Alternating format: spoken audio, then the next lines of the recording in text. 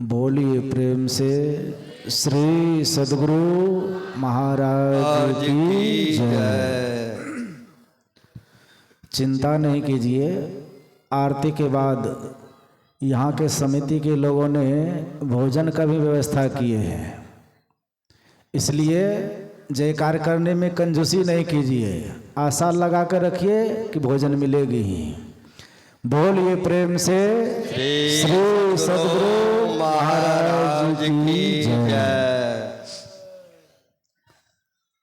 मंगल मूर्ति सद्गुरु मिलवै सर्वाधार,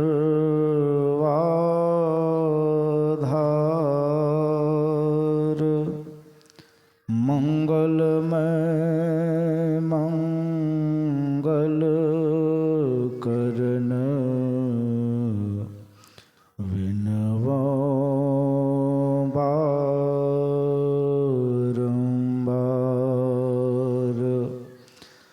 धन्य धन्य सद्गुरु सुखद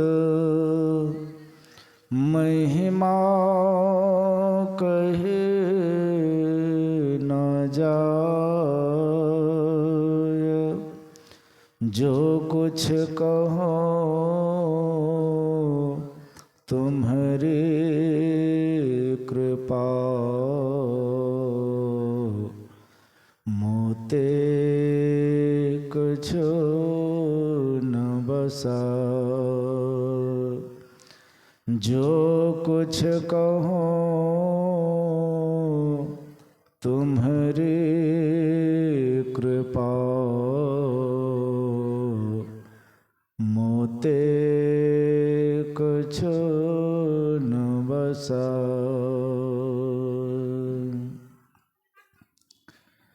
सृष्टि के कण कण में सर्वत्र विराजमान सतत स्मरणीय परमाराध्य श्री सद्गुरु महाराज के श्री चरण कमलों में साष्टांग सादर सा समर्पित सनिवास विराजित परम पूज्य महर्षि योगानंद परमहंस जी महाराज के श्री चरणों में शतकोटि सह नमन।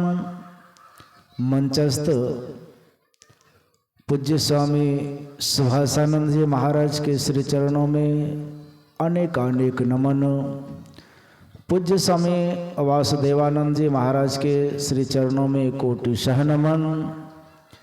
मुद मंगल में संत समाज धर्म क्षेत्र में उपस्थित सत्संग प्रेमी महानुभावों, माताओं एवं भक्तिमती बहनों, अभी हम आप धर्म ग्रंथ सत्संग योग से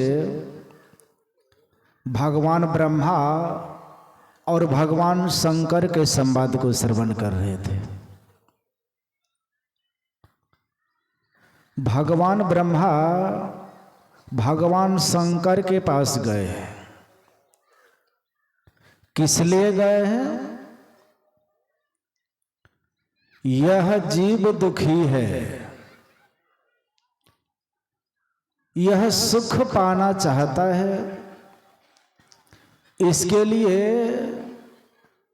इसका मतलब है ब्रह्मा जी और जगह भी गए हैं। वे भी संदेह में पड़े हुए हैं कि कोई कहता है ज्ञान को जान लो मुक्ति मिल जाएगी, तो कहा नहीं योग करो मोक्ष को प्राप्त करोगे। भगवान ब्रह्मा संदेह में पड़े हुए हैं, वही शंका समाधान के लिए भगवान शंकर के पास गए हैं। तो भगवान शंकर कह रहे हैं जो मुमुक्षु हैं, मोक्ष को पाना चाहते हैं, उनको ज्ञान और योग दोनों साथ साथ करना पड़ेगा।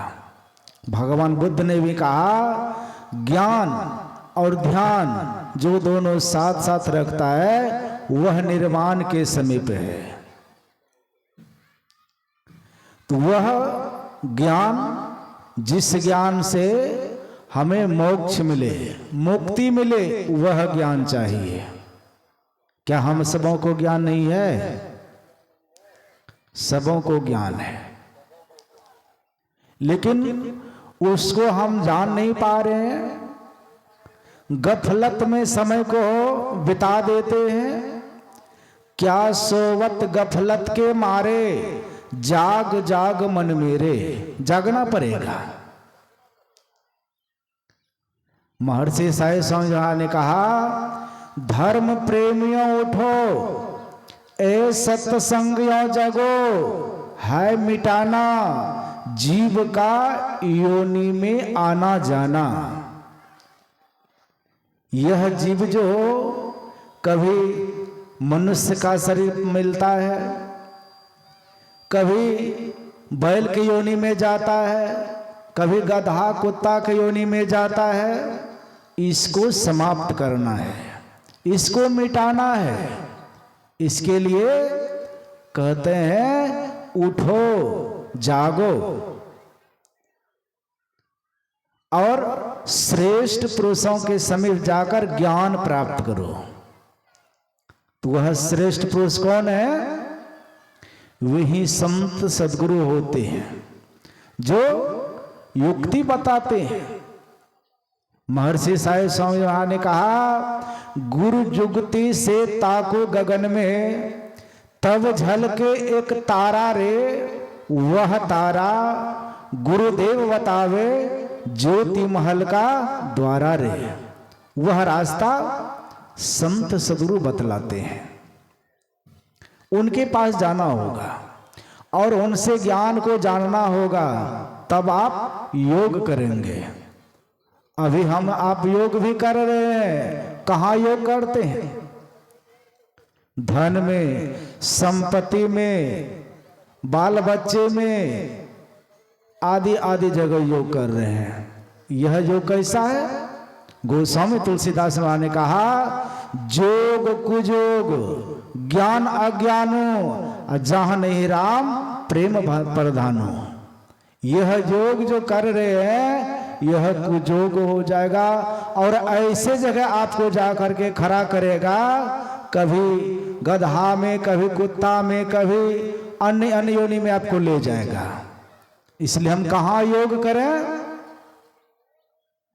योग हृदय में वासना, तन वास है तो क्या, असत्य सरल युक्ति पासना, और पास है तो क्या।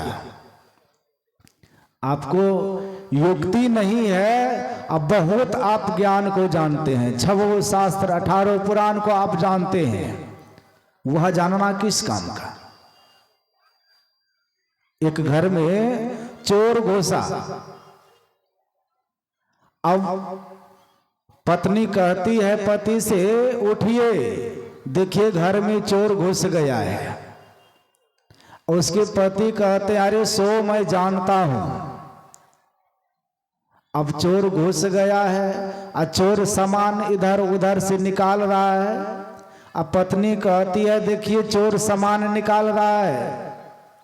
तो पति कहता है, सो मैं जानता हूं। अब सामान पोटली बांध करके चोर जा रहा है, निकल रहा है। अब पत्नी कहते, देखिए सामान लेकर के चोर जा रहा है। अब पति कहता है, मैं जानता हूं, सो जाओ। तब पत्नी कहती, आप खाक जानेंगे जब चोर सामान लेकर के चले जाएंगे। तो वह जानना किस काम का, जिसको जान करके आप मुक्ति को नहीं जान सके, मुक्ति को प्राप्त नहीं कर सके, वह ज्ञान जानना किस काम का।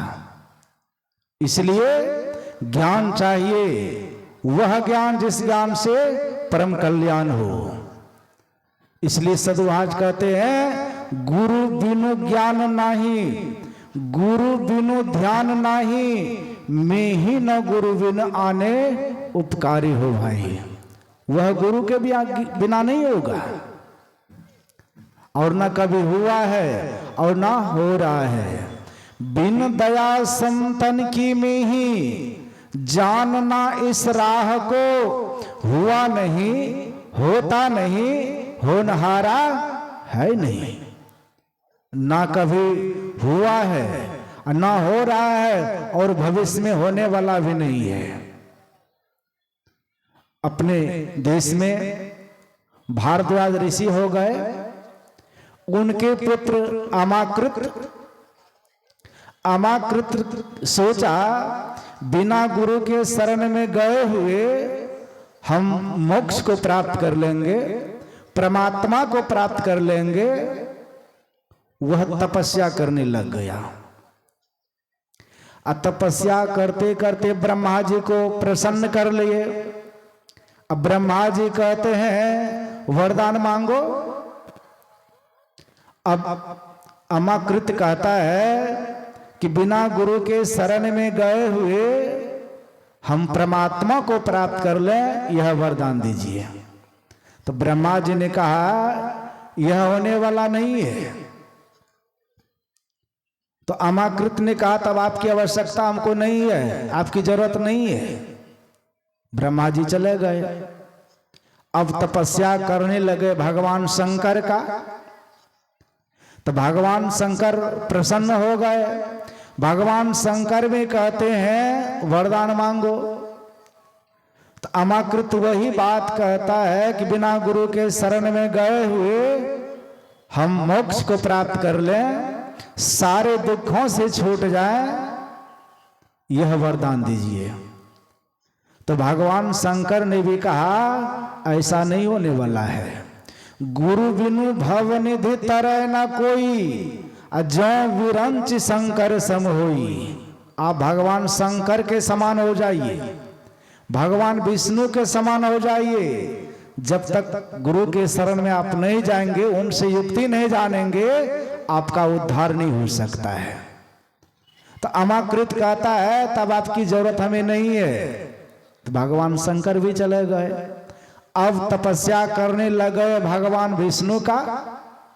भगवान विष्णु भी प्रकट हो गए और कहते हैं वर मांगो। तो वर में मांगते हैं कि हमें बिना गुरु के शरण में गए हुए हम परमात्मा को प्राप्त कर लें, यह वरदान दीजिए। तो भगवान विष्णु ने कहा ऐसा नहीं होगा। परमात्मा को तुम प्राप्त करना चाहते हो तो संतों की संगति में जाना ही पड़ेगा, उनसे युक्ति जानना पड़ेगा। तो अमाकृत कहता है तब आपकी जरूरत नहीं है। अब भगवान विष्णु सोचने लग गए यह तो बहुत जिद्दी भक्त है, इसका उद्धार कैसे होगा। अब तीनों त्रिदेव मिलकर के विचार करने लग गए ऐसा भक्त है जिद्दी, इसका उद्धार कैसे होगा। जब आपस में मीटिंग करते हैं, बैठक करते हैं, उसमें कुछ न कुछ निष्कर्ष निकल ही जाता है। तो भगवान विष्णु ने कहा देखो मैं इसका उद्धार करने का उपाय करता हूं। तो भगवान विष्णु एक महात्मा का वेश बना लिए और जहां अमाकृत बैठ करके तपस्या कर रहा था उससे और कुछ दूर पर जाकर के बैठ गए और एक मुट्ठी बालू ले मंत्र पढ़े और नदी में फेंक दे। इस तरह से करते करते कई एक दिन बीत गया। अमाकृत सोचता है यह महात्मा कहां से आ गया है। यह मुट्ठी में बालू लेता है, मंत्र को पढ़ता है और पानी में फेंक देता है। इस तरह से क्या कर रहा है, पूछना चाहिए। अमाकृत गया और पूछते हैं महात्मा से कि आप यह क्या कर रहे हैं। तो वो तो भगवान विष्णु थे। तो उस भगवान विष्णु ने कहा महात्मा के वेश में कि देखो मैं एक शहर से दूसरे शहर को जोड़ना चाहता हूं, एक गांव से दूसरे गांव को जोड़ना चाहता हूं। मैं पुला बना रहा हूं, पुला बन जाएगा, एक शहर से दूसरे शहर जुट जाएगा, गाड़ी चलेगी, लोगों को आराम मिलेगा। तो अमाकृत ने कहा महाराज इस तरह से आप जीवन भर बालू फेंकते रह जाएंगे, पुला नहीं बना सकते हैं। आप मर जाएंगे, मिट जाएंगे, पुलाव नहीं बनेगा। पुलाव बनने का और तरीका होता है कि बहुत बड़ी बड़ी मशीन आती है, सीमेंट लगता है, छड़ लगता है, मजदूर मिस्त्री लगता है, तब जाकर के पुलाव बनता है। इस तरह पुलाव बनेगा?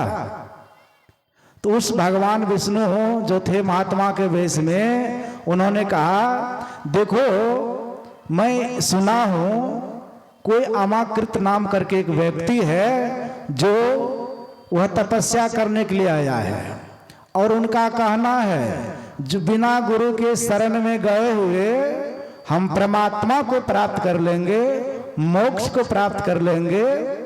जिस दिन बिना गुरु के शरण में गए हुए वह मोक्ष को प्राप्त कर लेगा, परमात्मा को प्राप्त कर लेगा, उस दिन मेरा पुलावी बन करके तैयार हो जाएगा। अब अमाकृत सोचता है कि यह तो पुला बनेगा नहीं और बिना गुरु के शरण में गए हुए परम कल्याण भी नहीं हो सकता है। इसलिए अमाकृत ने भगवान विष्णु से ज्ञान को जाने और ज्ञान को जान करके तब जो तपस्या करने लग गए, वो परमपिता परमात्मा को प्राप्त कर लिए, सारे दुखों से छूट गए, आवागमन का चक्र समाप्त हो गया। और सबसे बड़ा दुख क्या है? आवागमन सम दुख दोजा, है नहीं जग में कोई, इसके निवारण के लिए प्रभु भक्ति करनी चाहिए। इसी दुखों को समाप्त करना है। और मुस्तैदी के साथ आप लोग सुने और अपने जीवन में उतारें। जो जानते होंगे वो तो करते होंगे, करना भी चाहिए। और जो नहीं जानते हैं इस ज्ञान को, आज बहुत ही सुंदर अवसर प्राप्त है कि ऐसे महापुरुषों का पदार्पण हुआ है जो कुछ ही देर में मंच पे आएंगे। आप आरती के बाद आज जान लें और उस ज्ञान को करें, उस योग को करें, तो सारे दुखों से आप भी छूट जाएंगे। इन्हीं शब्दों के साथ अपनी वाणी को विराम। बोलिए प्रेम से श्री सद्गुरु महाराज की जय।